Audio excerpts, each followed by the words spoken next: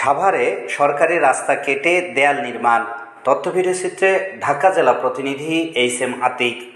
ঢাকার সাভারে সরকারি রাস্তা খুঁড়ে অবৈধভাবে দেয়াল নির্মাণের অভিযোগ উঠেছে আহসানুল্লাহ নামের এক ব্যক্তির বিরুদ্ধে।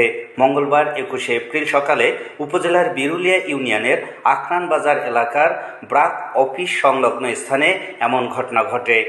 স্থানীয় সূত্রে জানা যায়, অভিযুক্ত ব্যক্তি সরকারি রাস্তার একটি অংশ খুঁড়ে সেখানে দেয়াল নির্মাণ করেন, যা এলাকাবাসীর চলাচলে বিঘ্ন সৃষ্টি করে এবং জনমনে ক্ষোভের জন্ম দেয়।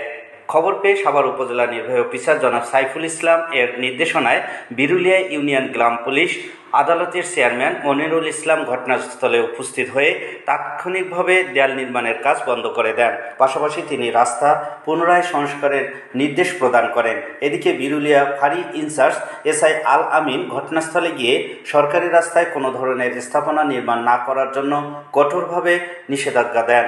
স্থানীয়দের দাবি, সরকারি রাস্তা দখলের এ ধরনের প্রচেষ্টা রোধে প্রশাসনের কঠোর নজরদারি ও আইনি ব্যবস্থা গ্রহণ জরুরি।